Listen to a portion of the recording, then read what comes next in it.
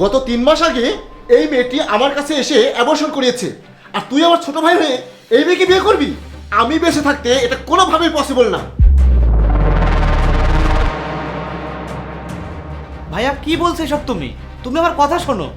যা বলছি সেটা 100% সত্যি। এই মেয়ে কোনো ছেলের সাথে আনলিগাল রিলেশনে গিয়ে কনসেপ্ট করেছিল। 4 মাসের প্রেগনেন্ট অবস্থায় সে আমার কাছে গিয়েছিল, আমার হাতে পায়ে ধরে আমাকে রিকোয়েস্ট করে অ্যাবর্শন করিয়েছিল। তখন তো আমি জানতাম না এই মেয়ের সাথে তোর বিয়ে ঠিক হয়েছে।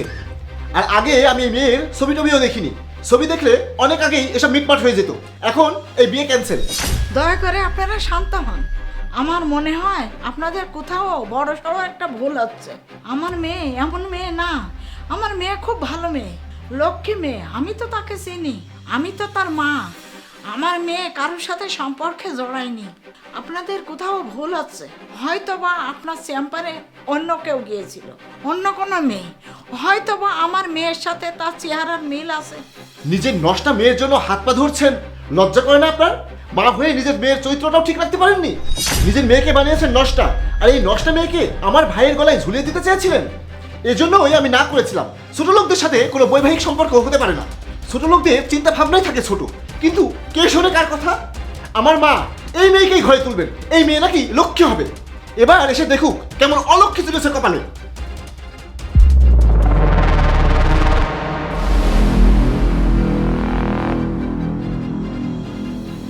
আমার বোনের নামে আর একটাও খারাপ কথা বলবেন না। আপনার এই ভাইয়ের সাথে আমার বোনের বিয়ে দেবেন না। আমরা ছোট লোক ঠিক আছে, কিন্তু আমার বোনের চরিত্র নিয়ে কোনো কথা বলবেন না। আমার বোন ইসলামের সকল আদর্শ মেনে চলে, সে এমন কাজ কখনো করতেই পারে না। আমার বোনের সম্পর্কে আর একটা বাজে কথা বললে আপনার জিব্বা টেনে ছিঁড়ে নেব। তুই চুপ কর, এসব কি বলছিস? ওরা মেহমান, মেহমানদের সাথে এরা অসভ্য কাজ কেউ করে নাকি? না মা, ওরা মেহমান না, ওরা একটা পশুর চেয়েও নিকৃষ্ট অমানুষ। ওদের উচিত শিক্ষা দিয়ে ছাড়বো আজ। লজ্জা নেই তোমাদের? নিজের বোনের চরিত্র ঠিক নেই আর আসছো ওকালতি করতে। আর একবার যদি আমার বোনের নামে আজে বাজে কথা বলিস তো জিপটা টেনে ছিঁড়ে নেবো আমি। যা এখান থেকে, বিয়াদব ছেলে। ভাইয়া আমি এই বিয়েটা করব। যা হয়েছে তা অতীতে হয়েছে, কিংবা কিছুই হয়নি। তোমরা ভুল অনুমান করেছো, আর এসব নিয়ে আমি লোক হাসাতে চাই না। এসব কি বলছিস তুই? পাগল টাগল হয়ে গেছিস নাকি? আমি এই বিয়েটা করব, এটাই ফাইনাল কথা। আর কোনো কথা হবে না এখানে। আমার বিয়ে আমি করব, কারোর কথা শুনবো না আমি। তুই আর কখনো আমাকে ভাই বলে ডাকবি না। তুই আমার চোখের সামনে আসবি না। আমি মনে করব আজ থেকে আমি একা, আমার কোনো ভাইটাই নেই। তোর মতো নিচু মানসিকতার ছেলে আমার ভাই, এটা আমার ভাবতেও লজ্জা করছে। এই বাড়িতে আমি অপমান অপদস্থ হয়েছি। একটা হাঁটুর বয়সী ছেলে আমাকে অপমান করেছে, আমার গায়ে হাত পর্যন্ত তুলেছে। আর তুই আমার অপমানের প্রতিশোধ না নিয়ে ওই নষ্ট মেয়েটাকে বিয়ে করার জন্য উঠে পড়ে লেগেছিস।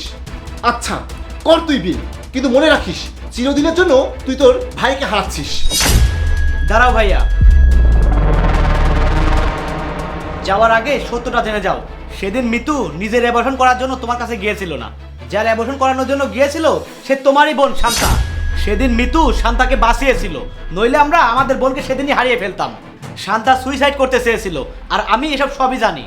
আমাকে কোনো কথা বলার সুযোগ না দিয়ে নিজেই সব কথা বললে, আর এজন্য অপমানিত হলে। আমি চাইনি নিজের বোনের সম্পর্কে এসব কথা মানুষ জানুক, কিন্তু আজ বলতে বাধ্য হলাম। বাবা তুমি কেমন ভাই? বোনের চরিত্র ঠিক রাখতে পারো নি, আর আমার মেয়ের চরিত্র নিয়ে কথা বলছো, যে কিনা তোমার বোনের সম্মান বাঁচিয়েছে। আমি এসবের কিছুই জানতাম না। আমি অত্যন্ত লজ্জিত। আমাকে তুমি ক্ষমা করে দিও বোন। তুমিই আমার ভাইয়ের বউ হওয়ার যোগ্য। আপনিও আমাকে ক্ষমা করে দিয়ে আন্টি। আমি এই বিয়ের সব ব্যবস্থা করছি। ভাইয়া আমাকে ক্ষমা করবেন।